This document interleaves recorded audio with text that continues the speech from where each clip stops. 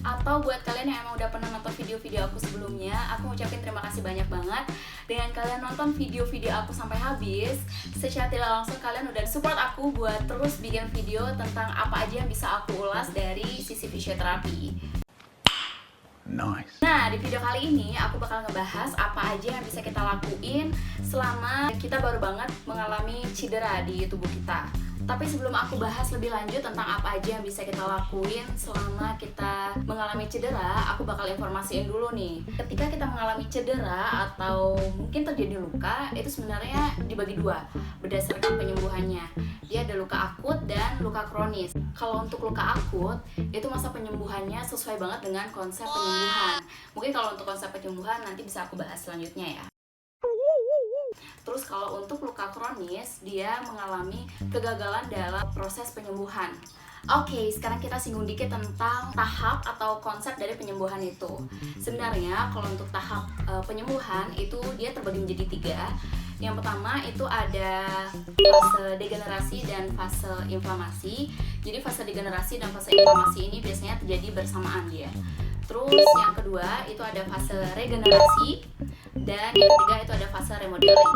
Dan untuk video ini aku bakal ngebahas tentang fase degenerasi dan fase inflamasinya aja, dan apa aja yang bisa kita lakuin selama cedera kita masih dalam fase degenerasi dan inflamasi. Tapi sebelum itu boleh dong diklik dulu tombol subscribe-nya biar aku semakin semangat untuk buat video lebih banyak lagi, dan boleh juga diklik tombol like-nya kalau misalkan kalian suka dengan video ini.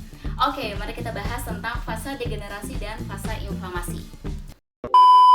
Oke, kalau untuk fase ini, kalau misalkan kita artiin satu-satu nih, kalau degenerasi itu biasanya diartikan dengan terjadinya perubahan di sel tubuh kita, di jaringan, di otot yang bersifat menurun elastisitasnya. Terus kalau inflamasi itu biasanya diartikan dengan peradangan. Nah, kalau di kondisi ini biasanya bakal muncul tanda-tanda inflamasi atau tanda-tanda peradangan yang mungkin memang gak asing lagi buat kalian, dan pasti banget kalian pernah ngeliat tanda-tanda gejala ini ketika cedera kalian lagi meradang.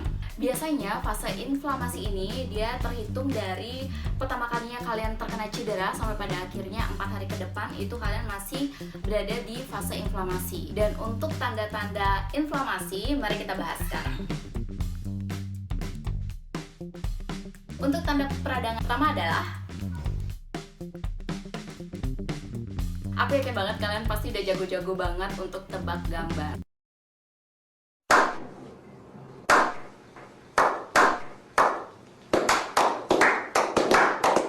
Ya, yang pertama itu adalah rubor atau kemerahan. Sebenarnya kenapa sih sampai tubuh kita itu ketika mengalami peradangan itu sampai muncul kemerahan?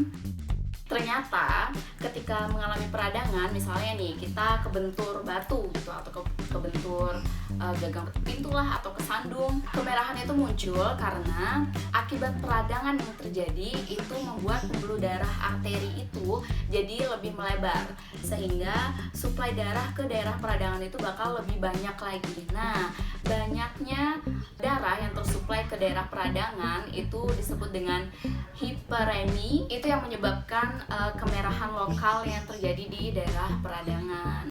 Untuk tanda peradangan yang kedua adalah kalor. Nah, jadi ketika kalian berada dalam fase peradangan, kalian pernah nggak sih ngecek suhu di daerah peradangan dan kalian bandingkan dengan di daerah yang lagi nggak meradang? Pasti di daerah yang meradang itu suhunya akan lebih tinggi dibandingkan dengan suhu yang tidak meradang. Nah, ini masih dikaitkan dengan suplai darah yang banyak banget ke daerah peradangan, itu yang membuat daerah peradangan itu menjadi lebih hangat atau suhunya lebih tinggi dibandingkan dengan daerah-daerah lain yang tidak meradang. Tanda peradangan yang ketiga adalah dolor. Ya, kalau untuk dolor ini diartikan dengan rasa sakit yang dirasakan. Nah, kalau untuk rasa sakit yang dirasakan biasanya dikaitkan dengan pembengkakan akibat jaringan yang meradang. Tidak diragukan lagi akan mengakibatkan tekanan lokal di daerah hal tersebut yang akan mengakibatkan munculnya rasa nyeri akibat tekanan di daerah jaringan yang meradang itu. Terus selanjutnya ada tumor. Jadi tumor ini atau pembengkakan itu biasanya dikaitkan dengan sebagiannya itu disebabkan karena hiperemia tadi, karena sirkulasi darah yang meningkat ke daerah peradangan itu mengakibatkan pembengkakan. Tapi di sebagiannya lagi itu disebabkan karena eksudat. Jadi sebagian besar pembengkakan itu disebabkan karena eksudat ini. Tanda peradangan yang terakhir adalah fanksiolysa. Nah, kalau untuk fanksiolysa ini dia diartikan dengan hilangnya fungsi dari jaringan tubuh yang meradang, atau ada juga yang bilang kalau jaringan yang meradang itu fungsinya mulai tidak normal lagi. Tapi mekanisme dari hilangnya fungsi jaringan yang meradang itu masih belum dijelaskan secara mendalam oleh peneliti-peneliti kita. Jadi sekarang udah pada jelas kan ya tanda-tanda peradangan apa aja yang bisa kita lihat pada tubuh kita yang emang lagi cedera dan masih berada di fase inflamasi. Oke, sekarang mari kita bahas apa aja metode yang bisa kita terapkan atau apa aja yang bisa kita lakuin selama cedera kita masih dalam fase inflamasi dan tanda-tanda peradangan itu masih ada. Kalau untuk yang pertama, menurut penelitiannya Beckerom pada tahun 2012, ya udah lumayan lama sih penelitiannya, tapi metode ini masih digunakan sampai sekarang. Oke, kita mulai bahas dari protection.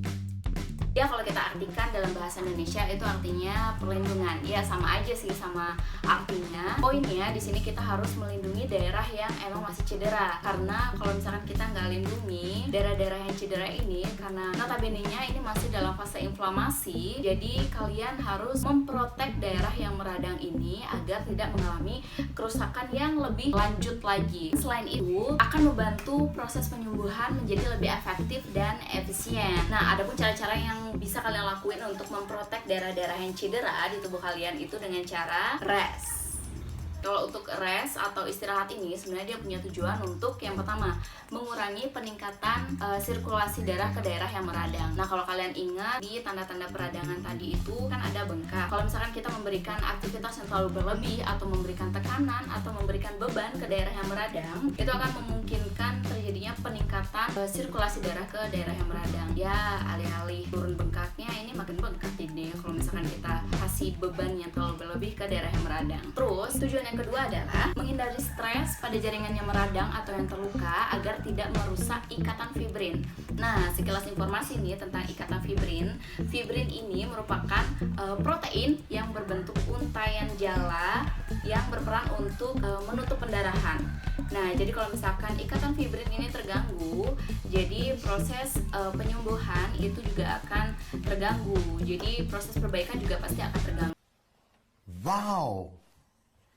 Tapi harus diingat nih satu hal, sekarang akan balik lagi semuanya pada kondisi kalian saat ini. Nah, seberapa besar tingkat keparahan yang kalian rasakan akibat cedera yang kalian punya? Kalau misalkan nih, contoh, cedera yang kalian punya tingkat keparahannya minim sekali. Nah, di situ kalian dianjurkan untuk tetap melibatkan daerah itu untuk digunakan dalam beraktivitas. Dan aktivitas yang kalian lakukan itu harus dalam tingkat kemampuan kalian pada saat masih kalian rasakan nyeri akibat cedera yang kalian punya. Jadi jangan dipaksa. Kalau misalkan kalian melakukan aktivitas A sampai menimbulkan rasa nyeri, stop, jangan lakuin itu lagi. Ambil aktivitas yang meminimalisir munculnya nyeri di bagian yang meradang. Selanjutnya adalah ice. Nah, ternyata di sekitar aku masih ada beberapa yang bingung antara pemberian kompres es dan kompres air hangat. Sebenarnya yang mana sih yang seharusnya digunakan atau diaplikasikan ketika kita mengalami bengkak? Atau mungkin kalian yang nonton video ini ada masih bingung kenapa harus menggunakan kompres ice? Mari kita bahas sekarang. Yuk kita flashback ke tanda peradangan yang keempat itu adalah tumor atau pembengkakan. Jadi ketika kita meradang, jangan lupa kalau di daerah yang meradang itu terjadi hiperemia atau pembengkakan atau terjadi peningkatan sirkulasi darah ke daerah peradangan. Nah, di situ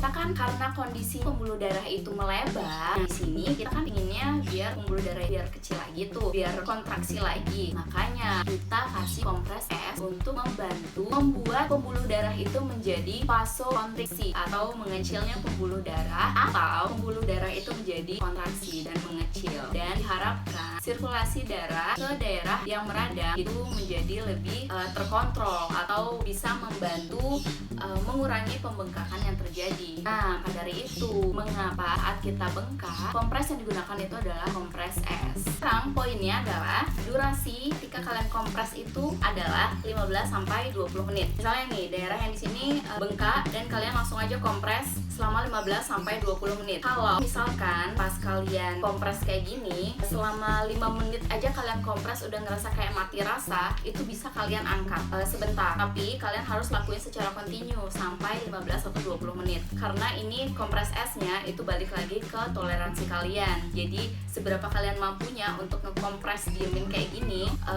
segitu lakuin. Tapi kalian harus lakuin kontinu selama 15-20 menit. Dan interval untuk kalian ngelakuin selama 15 menit ini adalah 30-60 menit sekali. Misal nih, di satu set ini kalian udah nyelesain 15 menit pertama. Jadi kasih jeda antara 30-60 menit untuk rest daerah yang kalian kompres. Setelah 30-60 menit kalian kasih istirahat, kalian kompres lagi. Oke, yang selanjutnya adalah compression. Nah, kalau compression ini dia punya tujuan untuk membantu mengurangi atau menekan terjadinya pendarahan. Kalau misalkan kayak cedera itu sampai terjadi pendarahan, itu bisa dibantu dengan pemberian compression. Dan selain itu, melakukan compression ini juga bisa membantu dalam mengontrol terjadinya pembekakan akibat eksudat, akibat cairan yang muncul karena proses peradangan. Dan untuk compression ini bisa dibantu dengan bandage. Tapi kali ini aku nggak akan nampilin bagaimana pengaplikasian dari bandage untuk membantu metode compression, karena aku bakal tampilin di video aku selanjutnya. Jadi tunggu ya video aku selanjutnya. Dan untuk metode terakhir adalah elevation. Kalau elevation ini dimaksud bahwa memposisikan tubuh kalian yang bengkak itu lebih tinggi. Jadi contohnya, misalkan daerah yang bengkak itu di sini, di daerah lengan bawah kalian. Nah, ketika kalian tidur, itu diusahakan memposisikan lengan bawah kalian ini lebih tinggi.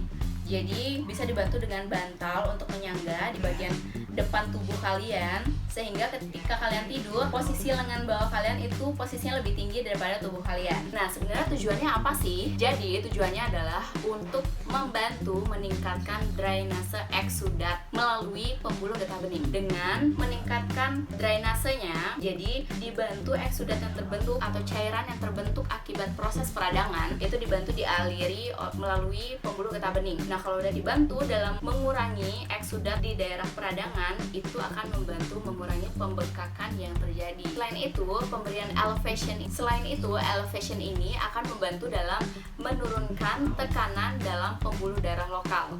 Jadi sirkulasi yang banyak menuju daerah yang bengkak itu ketika kalian posisikan jauh lebih tinggi dari tubuh kalian, itu akan membantu mengaliri darah yang terakumulasi di daerah yang bengkak itu akan berkurang. Nah, informasinya lumayan banget kan hari ini. Ya, semoga apa yang aku informasikan hari ini bermanfaat buat kalian semua, dan semoga bisa kalian aplikasikan ketika orang-orang di sekitar kalian mengalami cedera. Jadi kalian bisa memberikan pertolongan pertama atau mengedukasi orang-orang di sekitar kalian tentang metode apa aja yang bisa digunakan untuk menangani cedera yang masih dalam fase inflamasi. Oke, kalau misalkan kalian merasa video ini bermanfaat buat kalian, kalian bisa klik tombol subscribe karena aku bakal buat video-video selanjutnya yang bisa aku ulas dari sisi fisioterapi. Dan kalau misalkan kalian suka dengan video ini, bisa diklik tombol like-nya dan jangan lupa komen. Mungkin ada referensi yang terbaru yang bisa kalian dapetin tentang metode yang bisa diaplikasikan pada fase inflamasi. Itu bisa banget kalian share di kolom komentar. Jadi sekian dulu video kali ini. Bye!